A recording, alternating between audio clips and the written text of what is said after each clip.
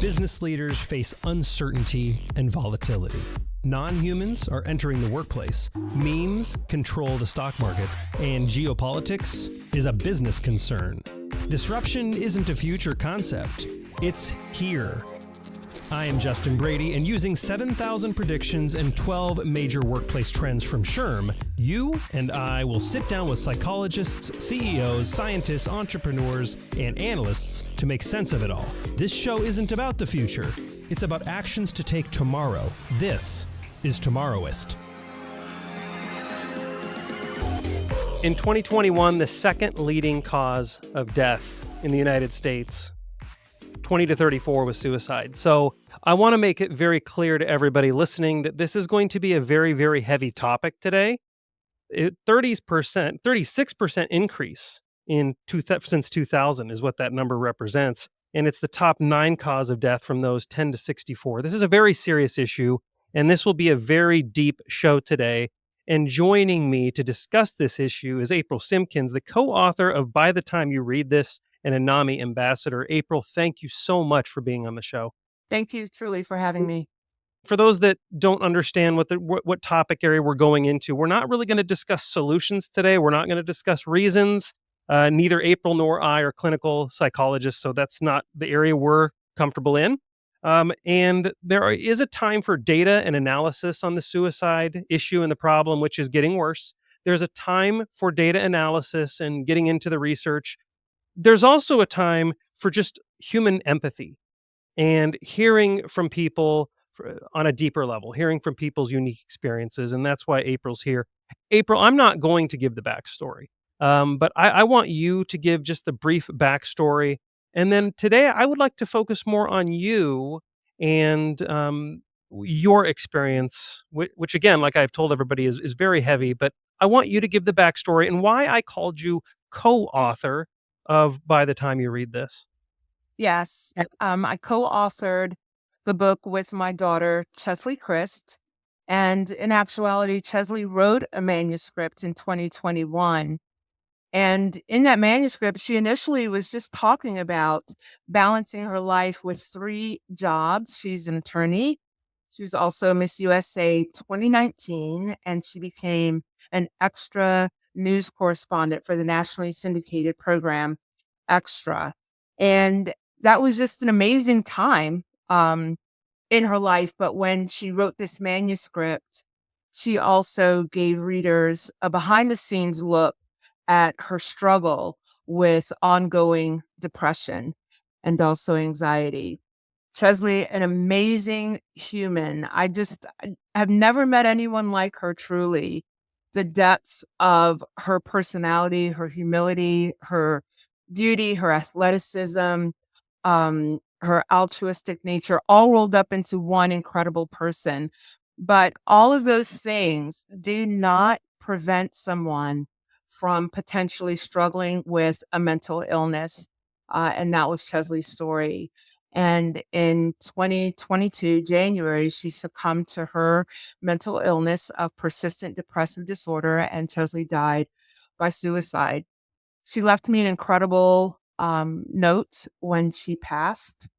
And in that note, she included her final wishes. And one of her final wishes was to see that her manuscript be published. And I went on a 2-year journey. I knew nothing about the literary industry, but I went on a 2-year journey to see that her final wish comes to fruition. And that happened this year in April when the book was finally published. That's a little bit of backstory about the book and what brought us here. Yeah, I appreciate that. And again, one of the things that I didn't want to make you do, but I understand the strength that you've demonstrated is making you relive the story again. But it's a very, very important story. And I'm really glad you brought up the fact that Chesley was very successful, like extremely successful. She had success, fame, money, intelligence, supportive family. A lot of the times when we talk about this topic, people assume that one of those things is off, and that's what drives people to make these decisions. That's not remotely true at all. She had a lot of things going for her. She had everything going for her, including yourself being an extremely supportive mother that she makes very clear in her book. And so I think a lot of people assume that the success, the money, maybe even the family support are the antidote, but they are not. That's correct. They are not. And, there's a huge difference, and I've done a lot of work trying to educate the general public. There's a huge difference between someone who is feeling depressed and someone who has been clinically diagnosed with depression. And many of us have moments when we feel depressed, and there's a plethora of things we can do to help us when we are in that place. But Chesley did not just feel depressed. Chesley had been diagnosed with depression. And, all of the things that we see as markers of success will not cure a mental illness. You have to learn how to live with that mental illness. And Chesley did that for many years until she succumbed to her illness. One of the things I want to speak about today with you is your absolutely perfect balance of you're an executive, you're a very successful executive. You've also gone through this trauma at the same time. So you have a very useful perspective for other people that may be going through this. And I'm talking about executive leadership that may be going through this same scenario and they're not even aware of it because any of these individuals not may, any of these individuals, any of these leaders at these organizations are going through this situation. They have staff going through trauma like this, and they may have no idea. So I want to focus on you here. Did this situation, and I know the answer to this, but did this situation change and shape how you look at trauma in the workplace? And how did it do that? Absolutely. Um, I've been in human resources for a little over 30 years. I've been a chief human resources officer for many years. Before that, I owned my own consulting company. So, talking about mental health, dealing with people and issues and situations they face in their life and how that manifests itself at work was always part of my vocabulary. But to have experienced such a trauma firsthand and be in a leadership position felt very different, and I do think it gave me an entirely different perspective. And many times when I talk about the trauma that I went through with losing my daughter, and still being an executive, a C-suite executive, that I had to learn 2 things, and that was how to balance receiving support with business continuity. And I worked with my director of human resources to develop a plan so that I could get the support I needed. But my absence and my occasional absence as I processed through grief was not going to impede on the business's ability to function. And so I share that many times with others when I speak, whether you are part of the executive team or you are an employee. When you are going through a difficult challenge, that in the workplace, we still have to figure out that balance. Yeah, I'm glad you brought up balance. I'll be the first to admit I have no idea. I have no idea how you find that balance. Is and I don't assume you know the answer to this, maybe you do. Is there a formula? Is there a way you were able to find balance? Was it simply frequent meditation? Was it I don't even wanna guess. Is there a way you as an executive and you going through trauma with the job to do found the balance? I did. One of the first things I needed was to not have to think through work. And I came out of the workplace obviously because I had to take care of things personally with planning a funeral and supporting my other 5 children. Um, and I didn't know when grief would strike. And so I was very honest and vulnerable as I talked through what I needed. So the first thing that my employer offered to me was the ability to come and go as I was able to. I assured my employer that when I showed up for work, I was there to work. I needed that mental vacation actually from grief and processing and what felt like chaos in my life. So work felt therapeutic almost. But my director of human resources was copied on every email that left my desk. And we did that to allow for continuity. So if a day came when I just couldn't show up because the grief was too difficult or I had something that I needed to process, neither our clients or our employees felt the interruption. She was able to step right in and continue with whatever the need was. I had to learn a lot about self-care. I was always a person who believed in talking with a counselor. And so having that ability to talk with my counselor about moving forward and learning to just take each day as it came became a survival mechanism for me, truly. It's really good advice to be very direct, very upfront, very honest with your employer, which is what you discussed. And this is, I believe, you're probably referring to Quesco. Yes. Yes. And so it's interesting that you talk about your work. You use the word therapeutic, and I would argue probably not all workplaces are this way. Some leaders maybe aren't savable out there. But for those that are, and for those that really believe in their employees and want to do the right thing, what did they do? What I understand what you did, but what did they do? You mentioned copying your boss on emails, but what are the things they did to kind of make work this place where you could focus, this place that was almost making work therapeutic for you? And this is hard, but can you think back to some of those things they did right? Absolutely. So when I talked to my director of HR, and actually she's one of my subordinates because I'm the chief human resource officer, I told her how I wanted to show up. I said to her, I know that people have been thinking about me, that they care about me, but when I show up, I do not want to be met with a wall of condolences. When I show up, I've brought myself to a mental place that I'm ready to do work. And as a matter of fact, work is now at that point an escape from some of the things that I'm having to deal with. So I'm there because I want to be there. I would rather they just said, we're glad you're here and we can move forward.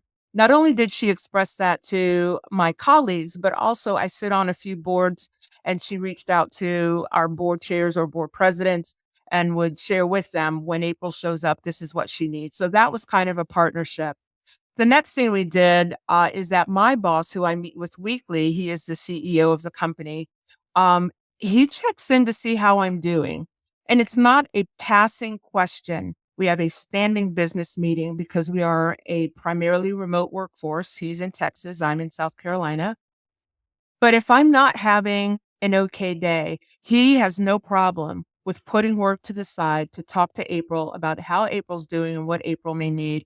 And that those moments when he sees me as a person, as a human, and not just a means to an end for the business, really heightens my level of engagement. And it says to me just in that act that they care about my well being. And if I could give advice to any person in a leadership role, that is so imperative. As leaders, we do tend to stay focused on just business continuity and treat employee support as a byproduct, but we really need to look at it as a balance. How do we balance both taking care of that business and taking care of these individual people who, in essence, are the business? Yeah, work often leaders want to just say, "Hey, I should devote 100% of my energy into work outcomes. That's what we're here for. I'm not your therapist." But at the end of the day, work is run by humans, and humans go through things, and humans go through trauma. And if you want to be great, and if you want to create a successful work environment and hit really ambitious goals, you have no choice but to treat people like humans and understand they go through trauma. It sounds like, and correct me if I'm wrong, but it sounds like, again, going back to you had this open, honest discussion about what was happening, and your team almost, I don't want to say this in a negative way, but almost removing you from the responsibility of this, almost created a wall around you where you were allowed to focus on objectives, and they kind of knew that, like your leadership shared this with the staff that you'd be working with. Look, here's the reality, and here's what April has shared with us so that she can continue to be successful in her role. We ask that you all respect that now, and we'll revisit later. Is this essentially the conversation that was had on the other side? Absolutely. And it honestly, it sparked change even inside of our organization. Not only did we look at bereavement leave differently, But we also developed a mental health employee resource group, and each member of that group became mental health first aid certified. And that is included in their signature. So when they're emailing, even internally, um, whoever is on the receiving end of that email knows that if they're not okay, there's a person there who's been trained in how to talk with them. It's so important. We just lose this focus that people are people. And so often we become uncomfortable in talking with people in the workplace about feelings, emotion, trauma, difficulty, adversity, and we shouldn't be. And one way that I encourage people to move away from their own anxiety with that is to get educated on resources. Because at the end of the day, we're not therapists, we're not counselors, but what we can do is refer people, whether that's internal resources like an employee assistant program or external resources like NAMI, whatever that is, educate employees on what's available so that they are not afraid to talk to other employees and they are not afraid to receive that question or emotion from an employee. And I'm glad you brought up NAMI again. I'm not sure if I hit on this at the beginning, but that's the National Alliance on Mental Illness, which you're an ambassador for. Yes. I just want to make sure I hit that. But I'm glad you brought up the tightrope that employees kind of feel like they're walking.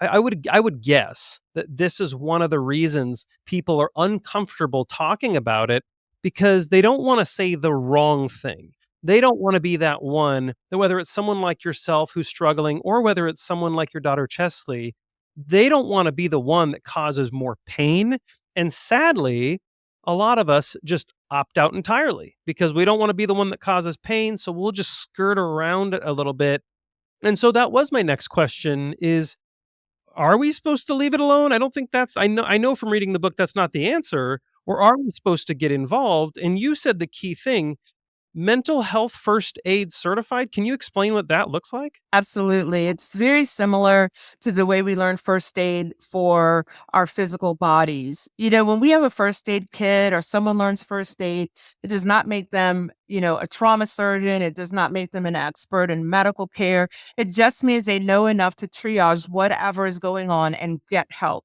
if help is necessary, be that a band-aid or a call to 911 or raising someone's feet or elevating their head, whatever they need, we know at least a first step to help them. If we see someone who's weak or leaning against the wall, we know to say, "Are you okay?" And then to get help, whatever that help may look like. And mental health first aid is very similar.